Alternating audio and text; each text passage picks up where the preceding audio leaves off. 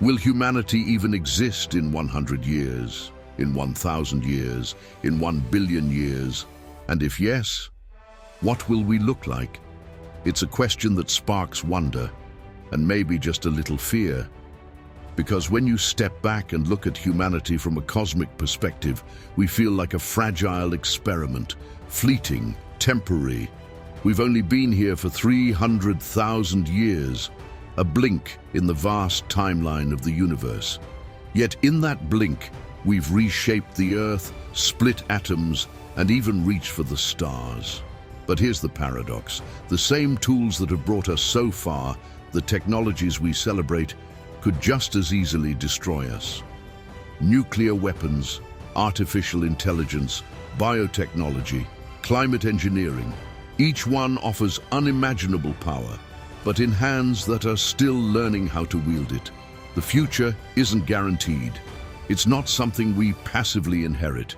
It's something we have to earn. The choices we make today and in the decades to come will determine the story of humanity's survival. Will we crumble under the weight of our own ambition, or will we rise above it and embrace the potential to become something greater than we've ever imagined? To understand what lies ahead, let's explore 3 possible futures.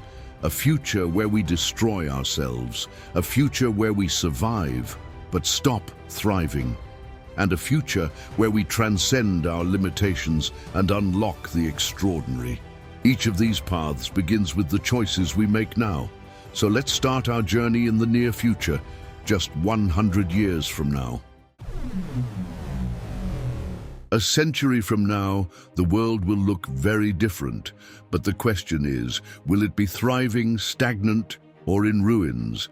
The next 100 years will be defined by contradictions. On the one hand, humanity has never been more powerful. Since the Industrial Revolution, life expectancy has doubled, global poverty has plummeted, and diseases like smallpox and polio have been eradicated. Our cities gleam with artificial light. Satellites orbit the Earth, connecting every corner of the globe. To someone from the 18th century, our power would seem almost godlike. We can fly across continents in hours, communicate instantly across oceans, and manipulate the very building blocks of life. But here's the paradox. The tools that empower us also threaten us, and they could send us down 3 very different paths. Let's start with the worst-case scenario. Collapse. This is the path where humanity destroys itself or is destroyed. Take nuclear weapons. There are still over 12,000 warheads on Earth, enough to wipe out the planet several times over. A single miscalculation or a rogue actor could trigger a nuclear winter. Crops would fail, ecosystems would collapse, billions would starve. Then there's climate change. If global temperatures rise by more than 1.5 degrees Celsius, entire ecosystems could unravel. Coastal cities like New York and Tokyo could disappear under rising seas. Heat waves could make entire regions uninhabitable, displacing billions. Biotechnology poses another existential risk. CRISPR gives us the power to cure genetic diseases, but it also opens the door to engineered pandemics. A single mistake or malicious intent could unleash a virus deadlier than anything nature has ever created. And artificial intelligence might be the most unpredictable threat of all. Poorly aligned AI could prioritize its own goals over ours. Imagine an intelligence so advanced it views humanity as irrelevant, or worse, as an obstacle. Collapse is the future we fear the most, but it's not the only possibility. Imagine a world where humanity chooses balance over ambition. In this future, we survive, but we don't transcend. The immediate crises are solved: climate change, resource scarcity, even social inequalities. Technology is no longer used to push the boundaries of what's possible, but to maintain stability, to preserve what we already have. It's a world where we turn inward, focusing on sustainability rather than exploration. Cities are powered entirely by renewable energy. Forests regrow where highways once sprawled. The air becomes cleaner, the oceans recover, and humanity learns to live within the limits of a single planet. For some, this is a dream fulfilled. They see it as a rejection of unbridled growth, the very force that brought us to the brink of collapse. Instead of acting like a virus, consuming everything in our path, humanity becomes a steward of Earth, nurturing the fragile ecosystems that sustain us. But for others, this future feels stagnant. Without bold innovation, without exploration, we remain confined to the limits of our world. And those limits are harsh. The sun will still age, the climate will still shift.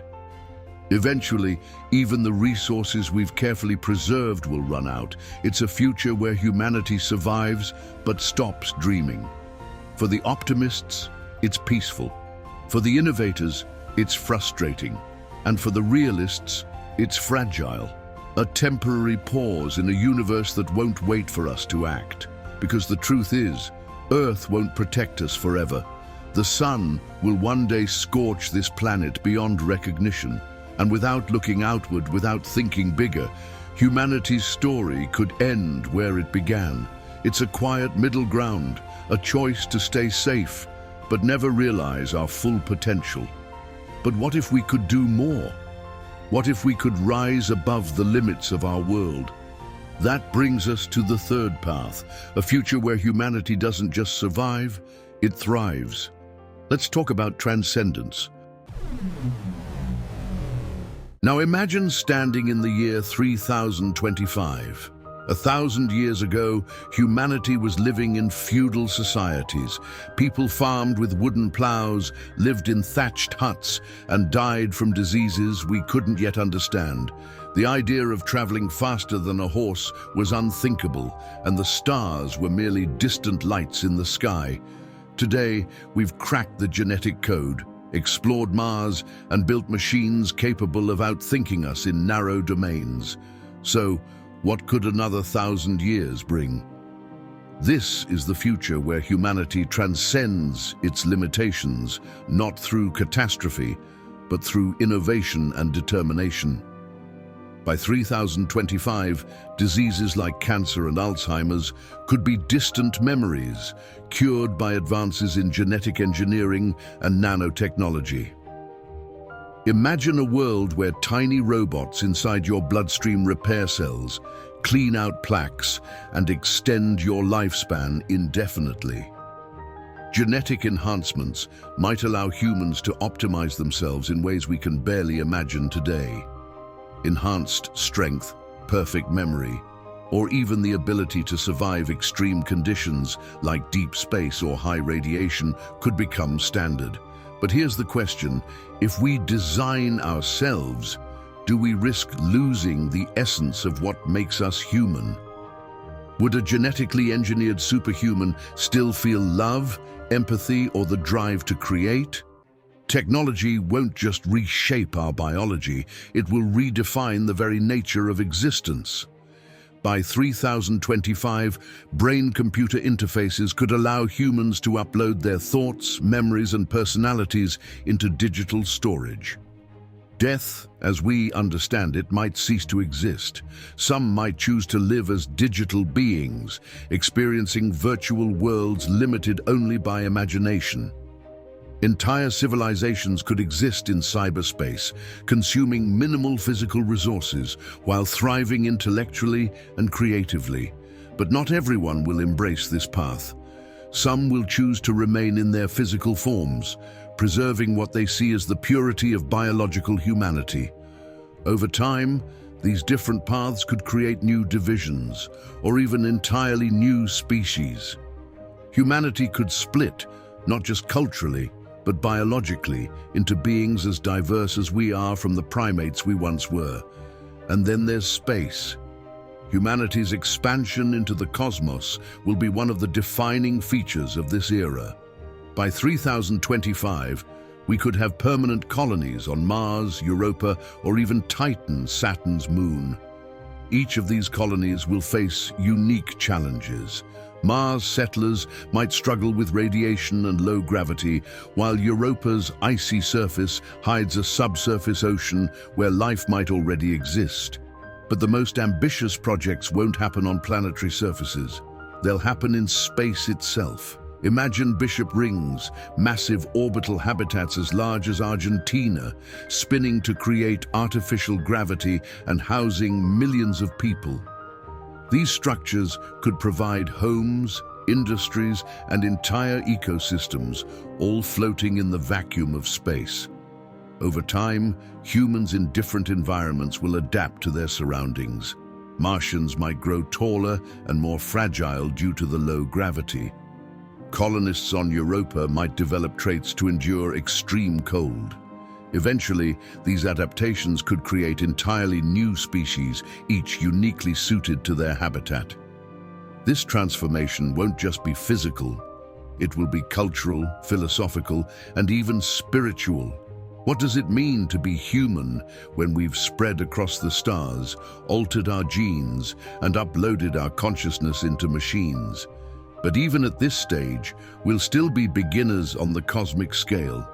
Let's stretch the timeline even further to 1 billion years from now. 1 billion years.